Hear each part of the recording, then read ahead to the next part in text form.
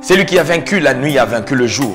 Grande croisade du réveil, grande croisade d'évangélisation, grande croisade des guérisons miracles, grande croisade dénommée Exode. Exode qui signifie sortie. Tu es censé sortir de quelque part. Tu es censé sortir de la vie que t'impose le diable. Tu es censé sortir de la vie que t'imposent les occultistes. Tu es censé sortir de ces modes de vie que t'imposent tes ennemis. Oui, cela est possible dans cette grande croisade d'évangélisation que nous organisons. C'est vendredi 19, samedi 20, dimanche 21 décembre 2014 à partir des 18 h avec votre humble serviteur, l'évangéliste Odon L. Wanga. Un rendez-vous sacré à ne pas manquer. Bien-aimés dans les seigneurs, un miracle est possible pour vous dans cette croisade dénommée Exode, avec pour thème « Ô Éternel, vois leurs menaces ». Il est temps que l'Éternel Dieu des armées puisse pouvoir intervenir dans ta vie. Il est temps que l'avocat suprême s'élève comme étant ton défenseur afin de pouvoir transformer l'histoire de ta vie.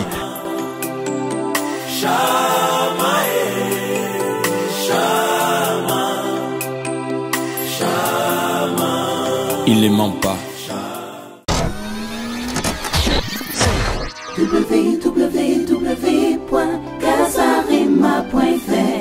Chers téléspectateurs, bien-aimés dans les seigneurs, bonjour.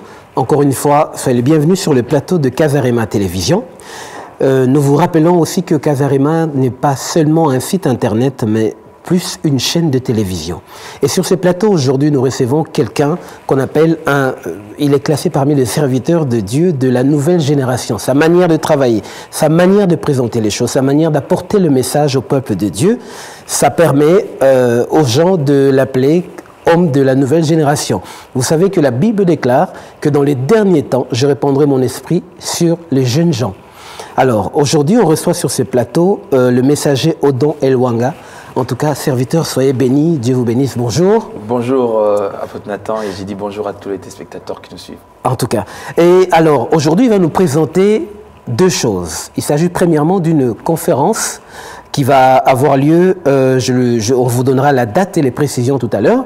Et puis, il va nous parler d'un CD, d'un album qui vient de sortir, que j'ai eu le temps de lire, d'écouter un petit peu, mais c'est assez inspiré. Alors, on va lui donner la parole, il va nous expliquer. Vous avez peut-être déjà acheté le CD, vous l'avez écouté, n'hésitez pas de nous faire parvenir vos émotions, vos opinions. Qu'est-ce que vous en pensez? Qu'est-ce que vous avez découvert? On vous a dit tout à l'heure qu'il a sa manière à lui de présenter les choses. Par exemple, il préfère qu'on l'appelle messager. Il ne veut pas forcément d'accent sur le ministère, le prophète, l'apôtre. Il va nous expliquer pourquoi il préfère qu'on l'appelle messager. Alors, apôtre, dites-nous, qu'est-ce qui fait que vous préférez qu'on vous appelle tout simplement messager? Est-ce qu'il y a une différence si on vous appelle apôtre, prophète, pasteur? Qu'est-ce que ça vous fait? Pourquoi vous préférez messager? Merci beaucoup pour la parole, dans l'esprit de pouvoir édifier le bien-aimé qui nous suit de partout. C'est comme vous l'avez dit tout à l'heure, c'est une préférence. Oui. Une préférence, c'est un choix.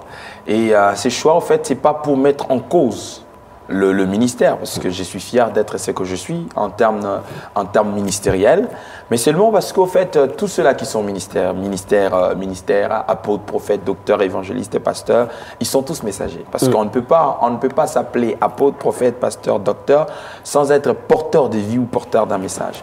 Donc, en un mot, c'est-à-dire je préférais pouvoir m'appeler le messager, pas dans le sens de pouvoir mettre en cause le ministère des autres, mais en vue de pouvoir me sentir à l'aise dans ma peau et puis dans l'esprit de pouvoir demeurer dans la préférence. Ah, d'accord. Merci. Je crois que les téléspectateurs ont bien compris, parce que vous savez, il y a des gens qui ont, comme je vous ai dit tout à l'heure, leur manière de travailler. Nous avons le même Dieu, le même Seigneur, le même Sauveur, mais notre manière de marcher avec les Seigneurs et les expériences que nous avons à Dieu, ça peut faire un petit peu la différence. Alors, le messager Odon L. Wanga est le titulaire, le responsable de Shiloh Ministries Chapelle de Vie. La croisade est dénommée Exode. Et pour thème, il va traiter le thème de voir leurs menaces. Alors, ce sont des choses qu'on qualifie tout de suite de prophétiques. Alors, je vais lui donner la parole, il va nous expliquer. Dites-nous pourquoi il y a d'abord le sujet que vous dites Exode. Vous savez, tout de suite, quand on parle d'Exode, à l'Église, on pense tout de suite à la marche chrétienne, voilà. à la marche du peuple de Dieu dans le désert. Et vous savez que le désert est un sujet qui tout de suite évoque les épreuves, parfois les difficultés. Et là, après, juste vous parlez du thème « Vois leurs menaces ». Dites-nous d'abord pourquoi Exode. Est-ce qu'il s'agit bien de ce que nous pensons? Merci beaucoup. Exode, parce que Exode, c'est sorti, c'est la sortie, c'est sortir. Oui. Et vous savez, quand le peuple d'Israël était en esclavagisme en Égypte, à un certain moment, ils avaient tellement souffert.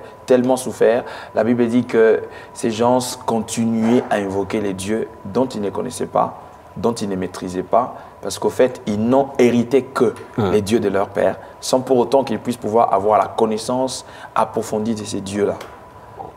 Et j'ai toujours dit une chose dont j'aime souvent répéter, parce que beaucoup des enfants de Dieu tombent dans ces pièges-là aujourd'hui. Pendant que les enfants d'Israël étaient en train d'invoquer les dieux d'Abraham, d'Isaac et de Jacob en Égypte, ils n'avaient reçu aucune prophétie en ce moment-là. Dans les temps anciens, oui. Mais en étant en Égypte, il n'y avait pas une prophétie qui leur certifiait qu'il y avait un Dieu qui était en train d'inciter un prophète au niveau des Madians. Pendant qu'eux pleurent en Égypte, sans aucune information de savoir les intentions des dieux, cependant Dieu se révèle à Moïse dans les pays des Madians et envoyait Moïse comme étant un libérateur pour qu'il aille libérer son peuple. Et cet acte, en fait, cette sortie de pouvoir quitter de l'Égypte à la terre promise, c'est ce qu'on appelle Exode. Et tout au long de leur marche, après avoir fait Exode, parce qu'au fait, c'est comme une personne qui est dans la souffrance, qui voit le Seigneur le sortir de la souffrance. Il reçoit un peu le nouveau souffle. Il s'est dit, ouf, je suis arrivé. Mais vous vous rendez compte que malgré la mer Rouge que vous traversez, vous vous croisez avec le désert, et encore dans les déserts, vous rentrez dans une autre école où il y a les Amalécites, où il y a le Ramassi, où il y a Amalek, où il y a beaucoup de combats qui s'élèvent en vue de pouvoir vous exterminer. Mais malgré cela, au fait, Dieu se met encore en position de l'avocat de son peuple, afin de pouvoir défendre la vision à laquelle, parce qu'il dit à Moïse, il dit, va dire à Pharaon de libérer mon peuple pour qu'ils aillent m'adorer dans le désert. C'est-à-dire, vous allez vous rendre compte que Dieu se réfère au désert. Cependant, la destination finale était la terre promise. Donc, en quelque sorte, les enfants d'Israël, étant dans les déserts, étaient une école préméditée des dieux. Pas dans le but de pouvoir le faire souffrir, mais dans le but de pouvoir les faire arriver quelque part. Et ce qui fait que quand, à chaque fois, Israël était attaqué, ils faisaient toujours recours au Dieu de l'alliance de leur Père pour qu'ils puissent pouvoir venir à leur secours et qu'ils puissent pouvoir défendre leur cause. Et nous disons Exode parce que nous sommes arrivés au temps où le Seigneur nous sortira de quelque part. Mais en étant sortis de quelque part, il y en a ceux qui sont sortis il y a longtemps, il y en a ceux qui vont sortir le même jour, il y en a ceux qui sont en cours de sortie.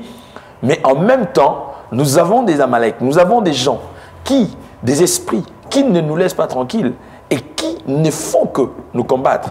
Et ces esprits utilisent tous les moyens possibles afin de pouvoir nous empêcher d'être dans l'atmosphère d'une paix paisible, d'une paix du cœur, en vue de pouvoir adorer Dieu dans la concentration. Raison pour laquelle le diable nous cueille de croc en jambe, gauche à droite. Et il utilise des hommes, des femmes, en vue de pouvoir nous embêter. Parce que le diable sait très bien que quand un enfant de Dieu n'est pas dans la paix, il ne pourra pas se mettre à genoux, prier Dieu dans la concentration. Et c'est pour cela qu'il nous prive la concentration, il nous prive cet aspect des choses pour que nous ne puissions pas rentrer dans la profondeur des choses. Et quand nous disons Exode, parce que nous allons sortir, parce que nous devons sortir, parce qu'il y en a ceux qui sont déjà sortis, mais que les menaces qui sont autour de nous, comme dit les livres de Psaume chapitre 2, pourquoi c'est tumulte parmi les nations? La seule raison, c'est que parce que nous sommes des astres et parce que nous brillons, parce que nous avons des promesses qui font fâcher, ce qui fait que nous devons toujours être retournés vers le consommateur de notre foi, celui qui est capable de pouvoir nous défendre pour pouvoir défendre la cause de notre appel et de notre destinée. Ah, en tout cas, l'explication, vous avez entendu. Voilà pourquoi il a intitulé Exode.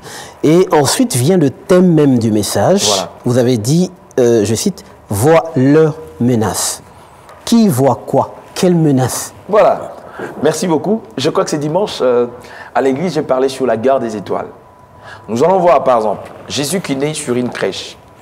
Dieu permet à ce que le jour où Jésus naît puisse être une fête où il n'y aura pas possibilité de pouvoir avoir des hôtelleries ou avoir des CHI qui pouvaient être ouverts ou des maternités pour que le roi de gloire puisse pouvoir naître. Mais Dieu permet que ce jour-là, Jésus puisse naître sur une crèche. Est-ce c'est une humiliation?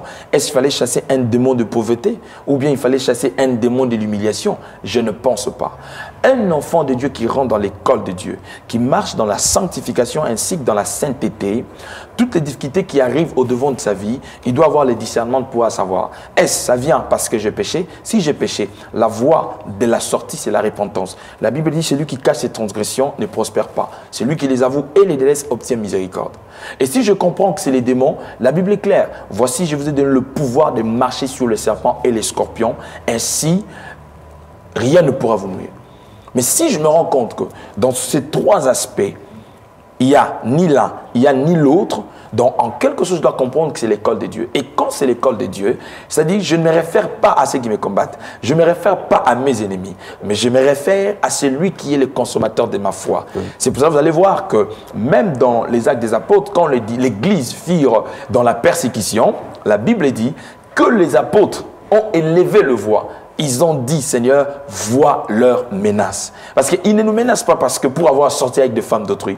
Ils ne nous menacent pas pour avoir apporté le trouble parmi les nations. Mais ils nous menacent pour la cause de la mission de cette porteur de la bonne nouvelle que tu nous as accordée. C'est pour cela, comme c'est à cause de l'évangile que nous sommes persécutés, comme c'est à cause de l'évangile que nous sommes poursuivis, lève-toi, vois leurs menaces et en quelque sorte pour dire, est-ce que pouvez-vous vous charger un peu de ces gens-là? Pouvez-vous vous charger un peu de ces esprits? Parce que c'est un esprit pharisianique qui a commencé depuis le commencement, qui continue jusqu'au jour d'aujourd'hui. Nous voyons les serpents anciens, qui commencent par mettre en doute ce que Dieu a dit. Quand il dit à la femme, a-t-il réellement dit? Et parce qu'il sait que quand vous mangerez, vous devenez comme lui. Or, la femme était déjà comme Dieu dans les jardins d'Éden. Donc, il n'avait plus besoin de devenir comme Dieu, encore comme Dieu. Parce que Dieu lui a donné le veto ou le pouvoir de procréer avec lui. Preuve que c'est lui qui a, c'est l'homme qui a donné les noms des animaux. Donc, en quelque sorte, l'homme était déjà dans la divinité et le diable, en vue de pouvoir menacer notre relation avec le Seigneur, menacer notre identité, il nous pousse loin de Dieu pour qu'ensuite qu'il puisse pouvoir dominer sur nous. Mais les disciples ont compris cela. Ils ont dit, Seigneur, vois leurs menaces.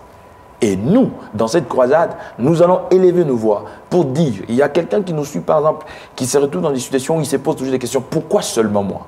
Ce n'est pas parce qu'il insulte les gens, ce n'est pas parce qu'il est arrogant, ce n'est pas parce qu'il est orgueilleux, mais c'est tout simplement parce qu'il est porteur de vie. C'est tout simplement parce que c'est un astre qui brille. Et parce qu'il brille, il y a la reconnaissance des mages qui viennent pour reconnaître la brillance ou la luminosité de l'étoile, mais il y a aussi Hérode qui ne vient pas à vue de pouvoir reconnaître la majesté de l'étoile, mais il vient en vue de pouvoir exterminer l'étoile. Alors, contre les Hérodes, nous disons, Seigneur, vois leurs menaces. Et le Dieu qui défend notre cause, il est celui qui marche avec nous. Il a dit, je ne vous laisserai pas, je serai avec vous jusqu'à la fin des temps. Et ici, je m'aimerais dire, à travers cela, à une personne que je suis, qui est persécutée pour la cause de Dieu, pour la cause juste à comprendre qu'il n'est pas seul.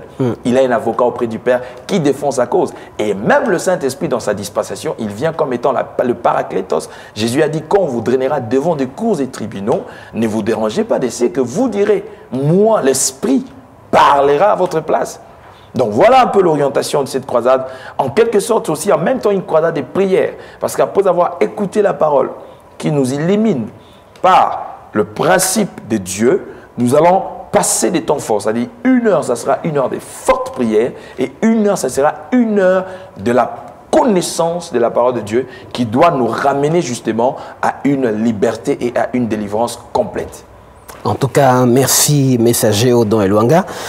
Donc, on va vous rappeler, chers téléspectateurs, que cette conférence aura lieu à l'adresse 3 route de Corbeil, 91 230 à Montgeron. Pour l'heure... ça sera vendredi, ça commence dès 18h30 à 20h30. Oui. Et puis samedi, ça commence dès 18h juste à 20h juste. Et puis, dimanche, nous commençons des 17h juste à 19h45. Ok. Alors, si vous voulez plus de précisions concernant la conférence de Messager au Don, le numéro s'affiche sur le bas de l'écran. Vous pouvez directement l'appeler ou appeler quelqu'un un responsable qui peut vous donner plus de précisions concernant la journée de puissance qui est organisée à Shiloh Ministry, Chapelle de Vie. Alors, dites-nous, Messager, sur le CD, je lis ce que vous avez écrit à la fin, comment votre manière de remercier le Seigneur. Vous parlez de l'alliance et vous travaillez beaucoup sur la restauration, je pourrais dire. Vous travaillez dans la doctrine de la restauration. Vous avez souligné doctrine de la restauration. Comment vous expliquez la doctrine de restauration? Bon, déjà, il y a un problème par rapport au mot doctrine, oui. Surtout dans ma communauté. Quand on parle de doctrine, ça devient un mot trop tabou et ça complique beaucoup de gens. En fait, dans le mot doctrine, nous voyons tout simplement le fondement. En fait. La doctrine, c'est le fond, c'est les fondements, c'est l'orientation exacte de ce que vous confessez. Ce sont le principe de base de ce que j'ai ou de ce que je porte comme croyance. Et quand je parle de la restauration, parce qu'il y a beaucoup de choses qui ont fait la base de la restauration. On ne peut pas restaurer quelque chose qui n'a pas été détruit. On ne peut pas réformer quelque chose qui n'a pas été déformé. C'est-à-dire, ce n'est pas moi qui suis le réformateur, mais c'est le message que j'apporte qui nous réforme et qui nous oriente vers la pensée ou l'idéal même de Dieu. C'est-à-dire, vous allez vous rendre compte que la Bible dit par exemple, dans le livre de 3 Jean 2, « Bien-aimé, je souhaite que tu prospères à tous égards et que tu sois en bonne santé comme prospère l'état de ton âme. Donc, en quelque sorte, si nous voulons rentrer dans le principe de la parole de Dieu, nous devons faire l'inverse pour renverser le verset ou le texte. On commence par « Bien-aimé, je souhaite que tu prospères à tous égards ». On commence avec le mot prospérité, mais pour qu'on atteigne cette prospérité, nous devons commencer par la fin. Comme prospère l'état de ton âme. Or, l'âme ne peut prospérer que par la parole pure de Dieu. Jésus a dit, l'homme ne vivra pas du pain seulement, mais de toute parole qui sort de la bouche de Dieu. Et je l'ai dit et je ne cesserai de le dire, l'homme est le résultat de ce qu'il entend. Aujourd'hui, quand on dit que quelqu'un est vaurien, il est vaurien par rapport à quoi? Il est vaurien par rapport à ce qu'il n'a pas, c'est-à-dire il a une tête vide. C'est-à-dire il n'a pas une connaissance qui fait de lui une personne importante. Et Jésus dit, vous connaîtrez la vérité et la vérité vous affranchira. Il est dit devant qui? Il ne dit pas devant des incirconcis. Il est dit devant des personnes circoncis, devant des personnes instruites dans la société, qui étaient des docteurs de loi, qui étaient des docteurs de beaucoup de choses. Mais il voulait tout simplement leur dire que la connaissance que vous avez, elle se limite au niveau de ces mondes, mais la connaissance que moi je vous apporte apportera le réveil en commençant dans votre être intérieur et qui pourra en fin de compte s'exporter à votre extérieur. Et vous allez vous rendre compte que même quand Jésus était en train de parler, il ne s'adressait jamais au physique des gens. Il ne s'adressait jamais aux apparences des gens. Quand les pharisiens viennent se faire baptiser auprès des gens, il les traite des races des vipères. Et il en suit pour dire tombeau blanchi. Qui vous a dit de fuir la colère à venir? C'est-à-dire, il ne lisait pas les apparences que donnaient ces gens, mais il lisait l'intérieur. Oui. Donc, quand on parle de la restauration ne se fait pas au niveau de la forme. La forme n'est que la conséquence de ce qui a été déjà fait à l'intérieur. Or, la seule chose qui peut pouvoir travailler notre être intérieur, c'est la profondeur de la parole de Dieu. Et beaucoup de gens d'aujourd'hui, avec tous les frappeurs qui ont poussé comme des champignons au jour d'aujourd'hui, dans l'apostolat, dans le prophétique, dans beaucoup de choses, ils ont fait des adeptes, des fidèles comme étant des amoureux de tout ce qui frappe, les amoureux de tout ce qui bouge, les amoureux de tout ce qui truc, ce qui n'est pas mauvais dans la suite ou dans la conséquence de la parole qui est déjà prêchée. Oui, là je crois que vous parlez plus des signes. Des signes que, là je pense que quand vous parlez de ce qui frappe, on voit plus les signes que ces gens apportent dans leur message, tout et tout. Mais ça m'interpelle puisque vous travaillez dans la... on parle de la doctrine de la restauration. Alors, est-ce que vous pouvez nous donner quelques signes pour qu'on sache plus ou moins, parce que vous savez, le Seigneur nous utilise avec des signes. Voilà. Quelle est votre branche? En tant qu'arbre que le Seigneur a planté, qu'est-ce que vous donnez comme fruit, je veux dire, au niveau de la restauration? Est-ce que vous avez des points précis pour dire au peuple de Dieu que voilà, par exemple, moi, les seigneurs me conduisent de telle ou telle manière? Parce que si vous êtes quelqu'un on vous qualifie de la nouvelle génération, ça veut dire qu'il y a un truc nouveau que vous apportez. Déjà, j'aspire d'abord à l'intégralité du changement d'une personne qui a croisé l'évangile de la croix. Jésus dit que l'évangile de la croix ne consiste pas seulement en paroles, mais aussi par la démonstration de la puissance de Dieu. Il y a une différence entre les spectacles et la démonstration de la puissance de Dieu. C'est-à-dire quoi? Le miracle mensonger, où la Bible fait mention dans les livres de Matthieu, et Jésus lui-même parle ou fait mention en disant même que dans les derniers temps, il y aura des gens qui pourront être à mesure même de faire descendre le feu du ciel, et cela tombera. Ça n'est pas pour dire que je mets en cause les vrais ou le véritable signe, non. C'est-à-dire les vrais signes qu'on voit d'une personne restaurée, en premier lieu, c'est d'abord une personne qui subit un changement intégral de sa vie. La Bible dit que Christ étant la parole de Dieu est esprit et vie. C'est-à-dire quand je reçois la parole, cette parole commence par travailler mon être intérieur pour faire de moi une nouvelle créature, selon qu'il est écrit dans le livre des 1 Thessaloniciens. Vous comprenez? La Bible dit que ceux qui sont en Christ, ils sont devenus de nouvelles créatures. Voici les choses anciennes sont passées et toutes choses sont devenues nouvelles. Maintenant, dans la marche de la restauration, l'œuvre de Dieu ou l'œuvre de la croix ne se limite pas seulement à ces niveaux. C'est-à-dire, il y a de besoins que nous avons en étant dans cette marche. Voilà. Entre autres, quand les enfants d'Israël étaient sortis de l'Égypte, cela ne suffisait pas. Donc, quand il fallait que la manne puisse pouvoir sortir, les signes de manne s'est manifesté. Quand il fallait que le Dieu d'Israël se révèle comme étant Yahweh Sabaoth au milieu de son peuple, il s'est révélé pour pouvoir défendre la cause de son peuple. Nous le voyons dans le livre des 2 Chroniques quand Israël fit attaquer par les alliés de ses ennemis qui ont fait une coalition que nous voyons. La Bible dit que Dieu s'est manifesté quand Josaphat s'est levé pour dire « Confiez-vous en l'Éternel ». Quand il a fait passer les chants devant en portant les ornements sacrés, le Seigneur s'est manifesté en créant la confusion aux côtés des ennemis. Donc bref, pour dire que dans la restauration, quand le Seigneur vient dans la vie d'une personne, c'est-à-dire il restaure tous les domaines. Il ne commence pas par l'extérieur pour pouvoir aller en bas. Non, il commence par le fond, par l'intérieur, pour pouvoir sortir dehors. Parce que ce que nous voyons, c'est ce que nous voyons.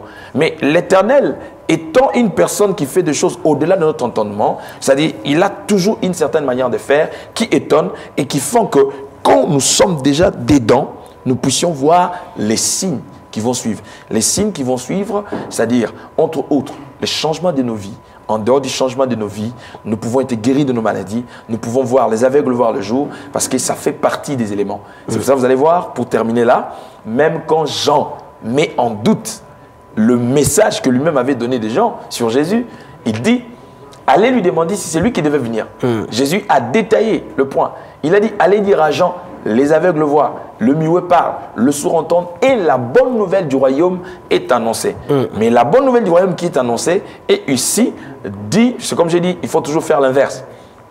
Donc, la bonne nouvelle du royaume qui est prêchée engendre les signes, prodiges et miracles dont je crois, dont je vis et dont j'expérimente dans mon ministère. Ok. Bon, alors, comme il ne reste que quelques minutes, j'ai encore 2 questions. Et je trouve que ça attire aussi la curiosité de peuple de Dieu. Premièrement, on est toujours sur ce chapitre de la restauration. Doctrine de la restauration, le peuple a compris. Mais vous savez qu'aujourd'hui, l'Église est malade. On dit que l'Église, c'est l'épouse. On parle de l'Église comme étant la belle-mère de Pierre, qui avait la fièvre. La Bible déclare que Jésus la toucha et la fièvre la quitta. Aujourd'hui, l'Église a un réel problème et effectivement, l'Église a besoin de la restauration. Alors, selon vous, quels sont les points que vous connaissez, que vous avez soulevés et dont vous êtes conscient que votre appel, ce que le Seigneur vous a demandé de faire, c'est toucher ce point précis? Non, mais le point, c'est simple. Moi, je touche le point de la valeur que nous devons à la connaissance. La valeur que nous devons retourner à la doctrine. Et quelle est cette doctrine qui est le plein évangile, c'est-à-dire le fondement de la parole de Dieu. Jésus a dit, le sage sur les rocs a bâti sa maison. Les vents ont soufflé, la tempête est venue, la maison ne s'est pas écroulée. Mais quand le fou est venu, il a bâti sa maison sur les sables. Et la tempête, quand elle est venue, la maison ne pouvait pas résister parce qu'elle n'était pas bâtie sur le roc. J'aimerais dire à toutes les personnes qui nous suivent que leur foi puisse être bâtue sur Jésus. Et Jésus, comme étant la parole, comme dit la Bible, au commencement était la parole, parce que c'est elle qui a tout créé. Rien de ce qui n'existe n'a existé sans elle. Tout ce que nous pouvons avoir au-delà de la parole n'est sans que les conséquences d'une parole reçue. Parce que j'ai toujours dit, au jour d'aujourd'hui, par exemple, vous allez consulter votre médecin. Votre médecin vous regarde droit aux yeux. Il vous dit, madame, par rapport au diagnostic que je viens d'avoir, vous êtes séropositif. Psychologiquement, cette personne devient plus gravement malade encore. Quand on reçoit l'information. Dernièrement, j'ai suivi un débat qui s'est passé sur la radio où il y a un débat qui s'est fait entre, parce qu'il y avait les gens, ceux qui sont chargés de la promotion, de comment est-ce qu'on appelle, de la campagne sur les cancers, sur les dépistages des cancers. Il y avait d'autres qui étaient pour, il y avait d'autres qui étaient contre que les gens puissent pouvoir au préalable savoir de quoi est-ce qu'ils souffrent. Il y a d'autres qui démontrent que non, si nous sommes déjà au courant d'être malades, dans les cadres préventifs, oui, mais il y a d'autres personnes qui ont démontré psychologiquement, ça rend plus malade que quand on est ignorant de ce qu'on est. Ça reste entre guillemets, 2 points d'interrogation. C'est à chacun de nous de pouvoir faire le choix de ce qu'il veut. Oui. Vous comprenez? Alors maintenant, nous étant dans ces domaines où nous sommes, c'est-à-dire quand je suis à la connaissance, cette connaissance me permet de pouvoir m'ouvrir. Parce que même aujourd'hui, quand on parle de la délivrance, les gens pensent que la délivrance, c'est quand on crie, c'est quand on tombe. Non, ça doit être les conséquences de la révélation de sa personne qu'on reçoit. Quand on est conscient de son identité, c'est cette conscience qui nous met en valeur et qui nous met dans une position de force pour pouvoir réclamer ce que nous sommes. Parce que la Bible dit que aussi longtemps que l'héritier est encore enfant, il ne diffère en rien d'un esclave. Dans son temps qu'il est dans l'immaturité, et quand on est immature, on est sous tutelle. Mais quand on reçoit la connaissance et on grandit, c'est-à-dire on a la connaissance de ce qu'on est, on connaît ses droits et ses valeurs et ses devoirs, c'est alors qu'on peut réclamer, ses droits et puis savoir exercer son pouvoir. D'accord. Donc, à travers cela, je pense que la suite, les gens le comprendront et nous allons plus entrer dans la profondeur. Et je vous assure que toutes les personnes qui viennent dans nos activités, ils ne sortent pas les mêmes personnes. Ok, en tout cas, Dieu soit loué. Alors, un dernier mot en quelques secondes, en 1 minute. Sur votre CD, les clips est déjà disponible. Sur YouTube déjà. Sur YouTube. Ça, c'est les CD pour toute personne qui nous suivent. Sur YouTube, si vous frappez seulement Odon Elwanga, il y a 2 clips que nous avons mis et puis un playback qui sont déjà en train de passer de votre album Au cabinet de l'avocat suprême. Un album qui édifie beaucoup de gens. Et je bénis les Seigneurs pour le témoignage que nous recevons de partout. N'hésitez pas, vous qui êtes loin, qui habitez je ne sais pas moi où, que vous avez besoin de commander les CD. Et puis bon, même sur YouSound, si vous voulez acheter une line, vous pouvez frapper YouSound. Vous serez en contact avec nos opérateurs. Vous pourrez l'avoir. Pour vous qui êtes trop Internet et pour ceux qui voudront le CD ou le truc, qu'ils appellent et puis ils pourront vraiment en avoir. Et pourquoi au cabinet de l'avocat en quelques secondes? Pourquoi ce thème au cabinet de l'avocat suprême? Je l'ai défini dans ma chanson parce que nous sommes dans un monde où la loi du plus fort reste la meilleure, qui ne changera pas. Nous sommes dans un monde où la majorité des faibles est dominée par la minorité des forts. Nous sommes dans un monde où si vous êtes en bas, ne pensez jamais que ceux qui sont en haut voudraient que vous puissiez les rejoindre. Donc d'où, pour tous ces faibles, comme dit la parole de Dieu, nous n'avons pas où regarder d'autre part que de pouvoir faire recours à notre avocat qui est Jésus-Christ de Nazareth. En tout cas, merci apôtre Odon Elwanga. C'est à moi de vous remercier. En tout cas, on est arrivé à la fin de cette émission. Nous vous rappelons quelques albums qui sont déjà disponibles également dans les bacs. Il y a premièrement l'album de Julia Mboko qui porte le titre La crèche valorisée qui est déjà disponible. Il y a le frère Didier Loukalé avec comme thème de l'autre bord. Il y a Laetitia Céleste, C'est encore possible. Et puis nous avons une conférence, comme on vous l'a dit tout à l'heure, avec le messager Odon Eluanga, le 19 décembre, avec comme thème Voix leur menace de 18h à 20h30. En tout cas, nous sommes arrivés à la fin. Nous vous remercions pour votre fidélité, chers téléspectateurs. En tout cas, nous remercions l'équipe de Casarema Télévision, notre visionnaire Blaise Manzambi, Maman Lise, Samuel Quadio, Lise Manzambi, Michel Ange. Et nous nous efforçons tous les jours de vous apporter de messages pour votre édification dans le Seigneur. N'hésitez pas à nous recontacter, n'hésitez pas à nous écrire. Et si vous avez quelque chose à partager avec nous ou un témoignage concernant nos invités, eh bien n'hésitez pas. Que Dieu vous bénisse et vous comble de sa grâce. Nous vous remercions. Restez branchés sur Casarema Télévision. À très bientôt. Au revoir. Merci. www.casarema.fr. Celui qui fait promesse est fidèle. Il a dit, je ne te délaisserai point. Je serai avec toi jusqu'à la fin de temps.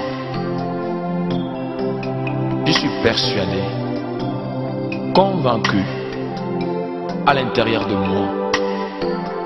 Et ma conviction me pousse à témoigner de toi et à t'appeler Yahweh Shammah. Tu es ici présent. Tu es réel. Et tu vis dans mon cœur. Elohim et Adonai, Shammah, Shammah.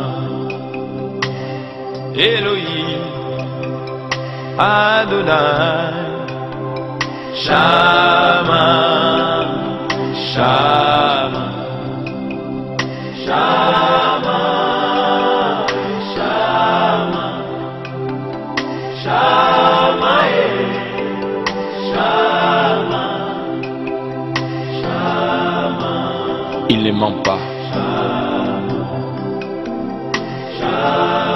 Et je le témoigne que tu ne mens pas. Même si à des fois il m'arrive de sentir comme si tu es absent, à l'intérieur de moi, ton esprit m'assure et me convainc que tu es présent. Alléluia. Chidkenu, les dieux de ma justice. Oh, les dieux de ma justice. Shammah, Shammah. Tu as dit des bons et causes et tribunaux. Chidkenu, les dieux de ma justice. Quand on vous accompagnera. Shammah, Shammah. Ne vous inquiétez pas de ce que vous direz. Shammah, oh, je vous enverrai les paraclétos, l'esprit de vie. L'esprit majeur, c'est lui qui parlera à votre place. Alléluia. Il est ici Jésus. Quel amour et quelle assurance que tu me donnes. Je t'appelle Shammah. Le Dieu de mon alliance. Même dans mes accusations, il est présent. Yeah.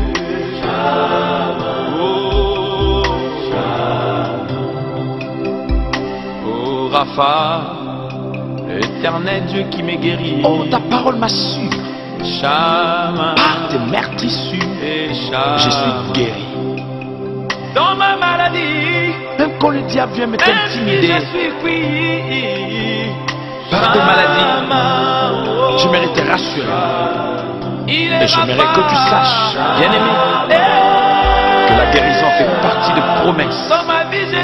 Et parce qu'il est présent dans ta vie, la guérison est aussi avec toi. Alléluia.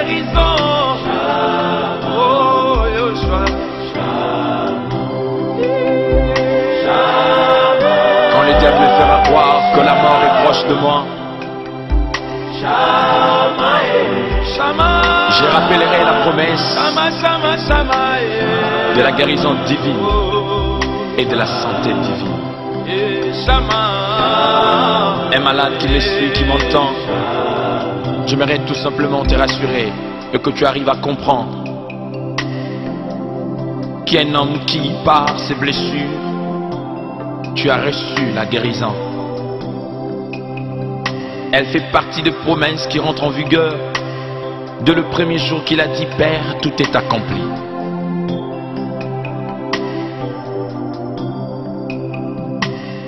L'Éternel, ma bannière, Shama, Shama. Yahweh ici, l'Éternel, ma bannière, ma bannière, ma bannière, Shama. L'Éternel est ma bannière, il est ma bannière. Quand les flèches viendront du nord, du sud-est, d'ouest, ma bannière.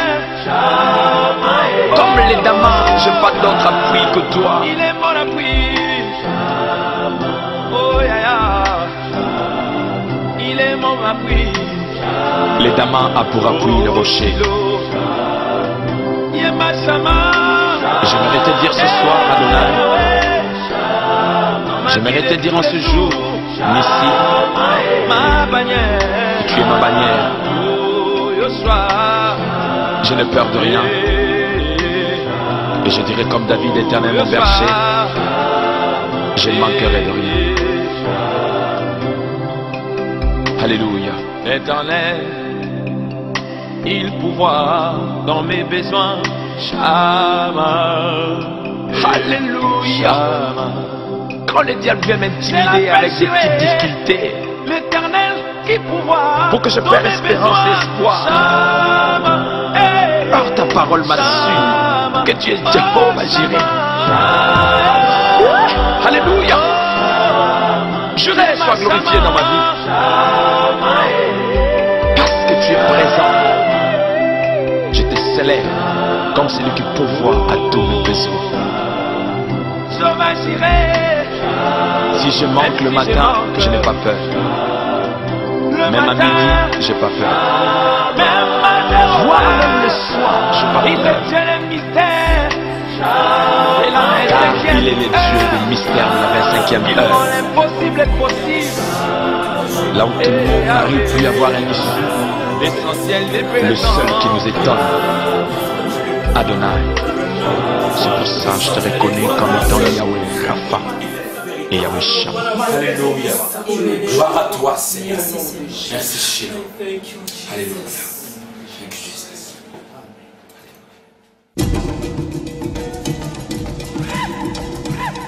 Orao, il est là. Cette boîte a fait de l'Afrique un village. Ma solo est changé. C'est-à-dire que Tchad, Azariao, Maroc, Azariao, Nigeria, Azariao. Au niveau que j'écoute Afrique à côté, Afrique du Sud, Azariao. C'est grâce à Orao.